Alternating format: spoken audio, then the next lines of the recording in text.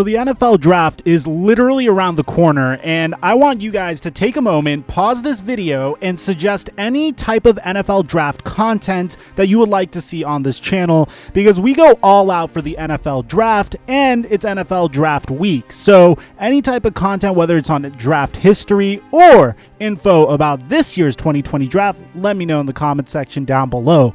But what's going on, guys? Your boy Microphone back again with some more NFL content. Now, guys, we are almost at 40,000 subscribers, so if you love the NFL and you want to consistently be updated every time I upload a video, make sure you take a moment to drop a like, subscribe, and turn on notifications. And if you want to engage with me even more, check out my socials in the description down below. Now, guys, we know that the NFL draft is around the corner, as I've already mentioned, but there are some times where, and I know there's been years where this has happened to me prior to me making content for a living, there are times where you just look at your TV screen and you're like, okay, who's that and what should I expect?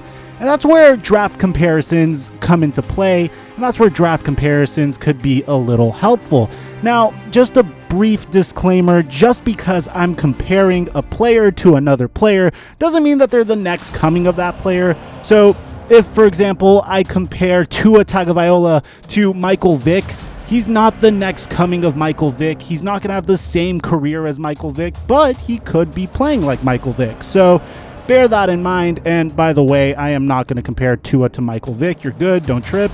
And in this video, we're going to try to compare the top names in the NFL draft to players that we believe they play like the most. I might use multiple players to drive my point across. And let's start with this year's projected #1 overall pick, Joe Burrow. Now, I've been sitting back and I've gotten so many comparisons for Joe, some of which just drove me nuts. Like, I've seen anything from Tom Brady to Aaron Rodgers to Andrew Luck. But if you ask me, I think Joe Burrow is a mixture of Tom Brady and Tony Romo. And the reason why is because both of these quarterbacks are known for making phenomenal reads prior to the snap, but Joe Burrow also has the ability to extend the play and use his cannon arm to find a wide receiver downfield. He's a very strong pocket passer that isn't really known for scrambling outside of the pocket, and he has clean mechanics like both Tom Brady and Tony Romo. But if you ask me, I personally think he's more Romo than Brady, and let's take out of consideration how sometimes in late game situations, Romo has that reputation of not being clutch, although he's had plenty of clutch moments. Take that out of this entire comparison. I'm speaking specifically from a standpoint of being able to make reads before the snap and with average quarterback arm strength as well. So the next player that I'm projecting to get drafted #2, and this is one of those things, I did a mock draft, but this is one of those things that's like a foregone conclusion, is Chase Young. And the one guy that Chase Young is getting compared to the most is Julius Peppers. Now, the reason why is because Chase Young is fast and Chase Young is powerful, which means Chase Young is destined to have a very, very long career in the NFL. But here's the beauty of this. Julius Peppers played for the Panthers a couple of years ago, and he was actually very dominant in Ron Rivera's system. And if you look at this, we have Chase Young, who is about to go to the Washington Redskins, projected to go to the Washington Redskins at the #2 overall pick, who plays just like Julius Peppers. So he's going to do very well in a 4-3 scheme. He's going to definitely be able to wreak havoc on opposing offensive lines, and he's a freak athlete, so we have a lot to look forward to. Up next, we have the top cornerback in the entire NFL draft, and that is Jeffery Okuda.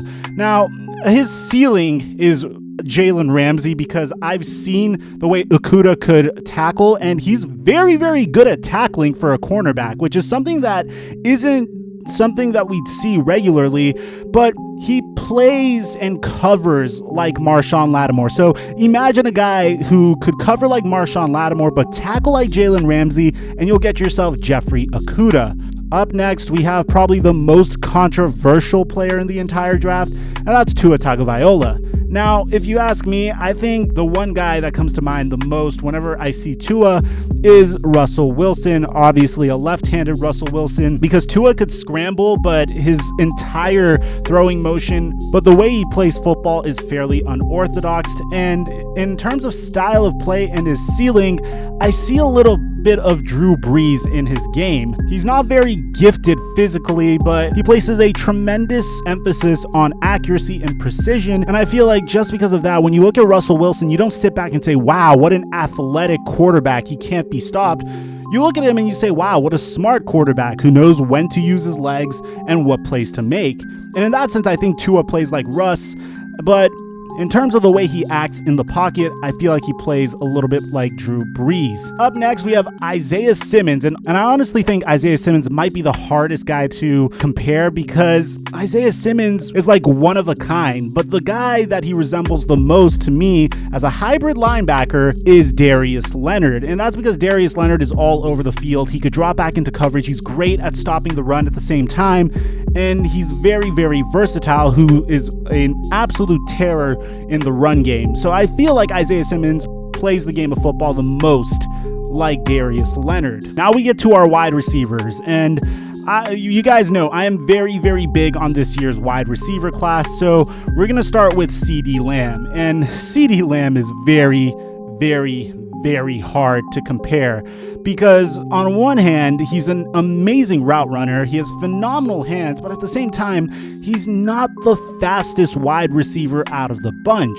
So I've compared CeeDee Lamb to a young DeAndre Hopkins, and I'm going to stick with that. He's going to impact the game no matter where he stops, but I feel like he is a mixture of DeAndre Hopkins and Mike Williams, and that's mainly because he doesn't have elite speed, but he does have that big body and an incredible ability to run his routes. Next up, we have Jerry Judy, and some people have Jerry Judy as the number one wide receiver. Some people have Lamb as the number one wide receiver. I personally have Lamb as number one. Let me know in the comment section down below where you have them. But Jerry Judy, I'd like to compare to Odell Beckham Jr. and Amari Cooper.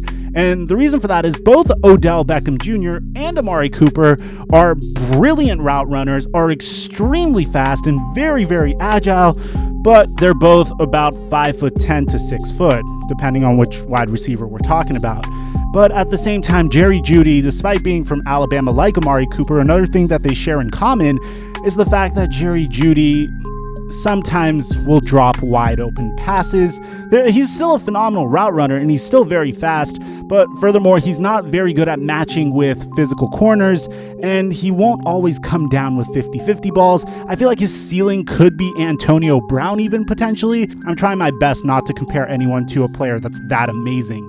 Let's take some time to focus more on the defensive line. Derrick Brown is one of my favorite defensive linemen in this entire draft, and I'm comparing him to Ndamukong Suh because he's going to do a phenomenal job plugging up the defensive line. Of course, bear in mind, Suh was a top 3 pick back in 2010, but I believe Derrick Brown won't have the character issues that Suh has. You won't see him really stomping on anyone or acting a fool in the middle of games. He's not the greatest at pass rush. He's decent at pass rush, but his main bread and butter is strength and run defense. And I feel like that's why the Suh comparison is just perfect. Up next, we have Javon Kinlaw. And if you ask me, this guy literally screams Leonard Williams to me, because whenever I watch Leonard Williams play, he's very athletic.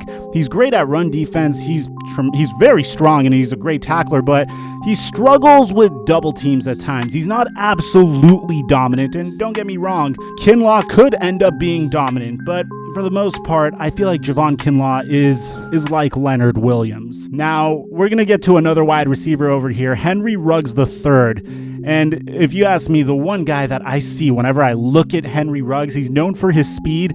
This dude is screaming Pittsburgh Steelers Mike Wallace to me, a guy that could absolutely blaze a trail whenever he is playing at the wide receiver position. You could also compare him to prime Deshaun Jackson in the sense that he's just so freaking fast. But if you want another speedster, Nicole Hardman, those types of wide receivers that are absolutely fast, a crazy vertical threat, that's what Henry Ruggs III reminds me of the most. Now, this is probably the best compliment I could give to any player, and that's this year's top running back in the class. And I have the Miami Dolphins taking him in the late first round, and that's DeAndre Swift. And the player I want to compare him to is Alvin Kamara, because Alvin Kamara is amazing at just being a slippery 5'9" halfback, and DeAndre Swift is literally that same height. He has tremendous hands, has great agility. He's not super fast, but he is fast. The one thing he could work on is his ball security, but I think this is probably my most spot-on comparison, and I feel like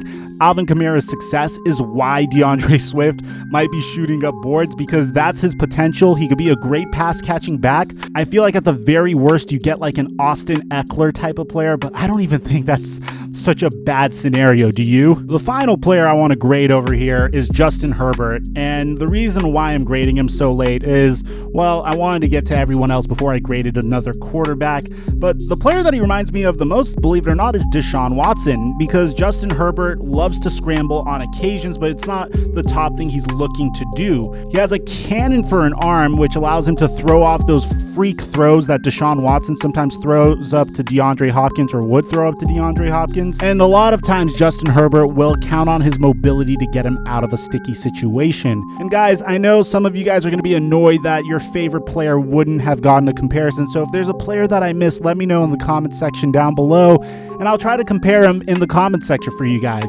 Aside from that, I'm your boy Microphone, and I'll catch you guys on our next upload.